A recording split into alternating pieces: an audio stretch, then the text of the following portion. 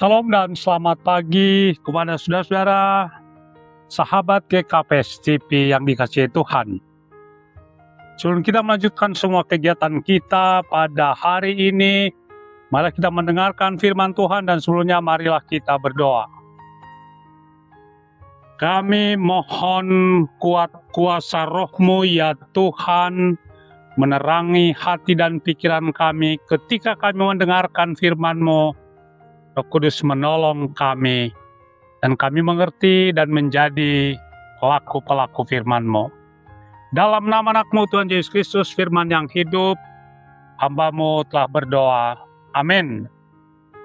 Firman Tuhan kepada kita pada pagi hari ini, tertulis dalam kitab Yosua pasal yang ketiga ayat yang kelima.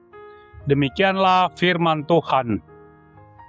Berkatalah Yosua kepada bangsa itu, kuduskanlah dirimu, sebab besok Tuhan akan melakukan perbuatan yang ajaib di antara kamu.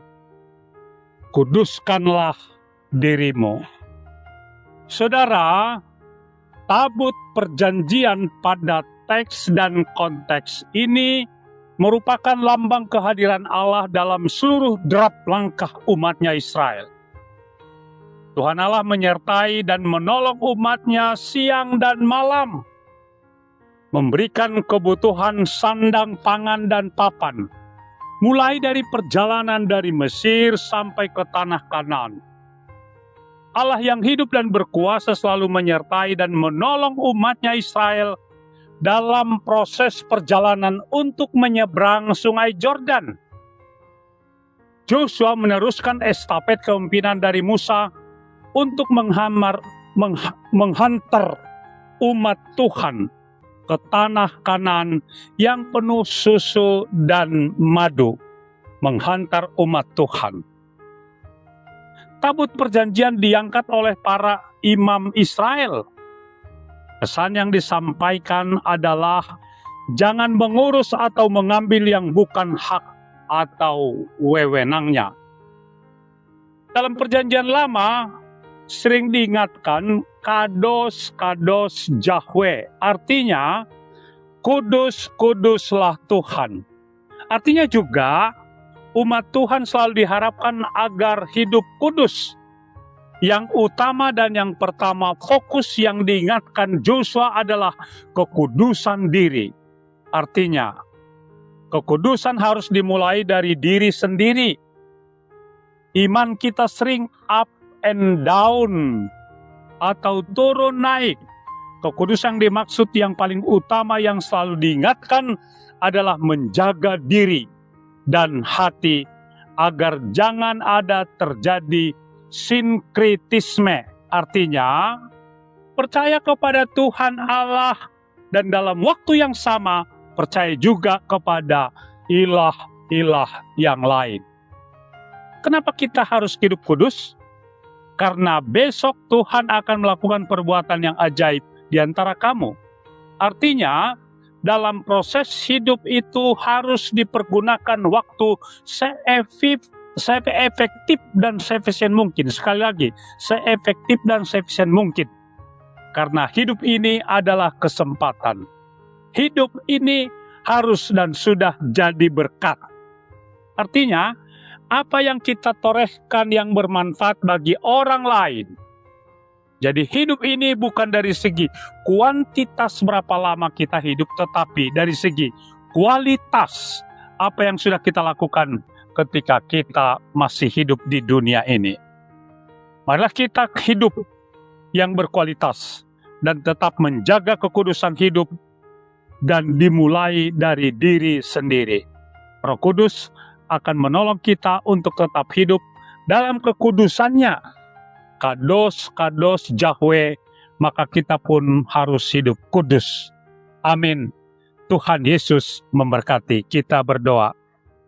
Kiranya firman-Mu mengingatkan kami Tuhan agar kami tetap hidup kudus seturut dengan yang Tuhan kehendaki. Dengarkanlah doa permohonan kami yang kami panjatkan alaskan dalam satu nama Tuhan Yesus Kristus. Amin.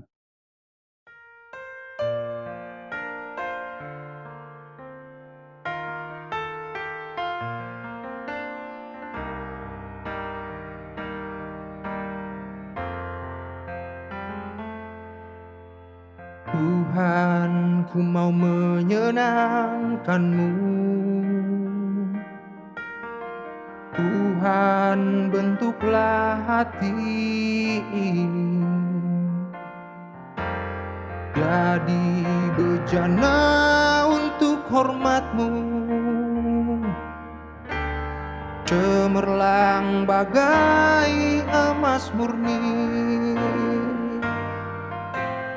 Tuhan, ku serahkan hatiku, semua ku berikan padamu. Kuduskan hingga tulus selalu,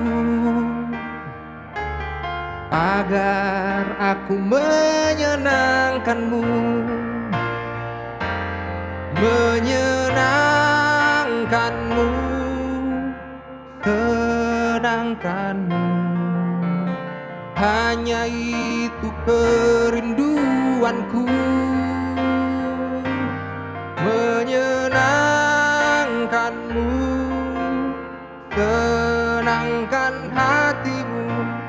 Hanya itu kerinduanku.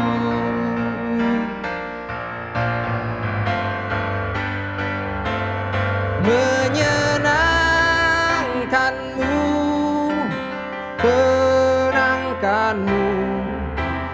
Hanya itu kerinduanku. Menyenangkan-Mu, senangkan hati-Mu. Hanya itu kerinduanku. Hanya itu kerinduanku. Hanya itu kerinduanku.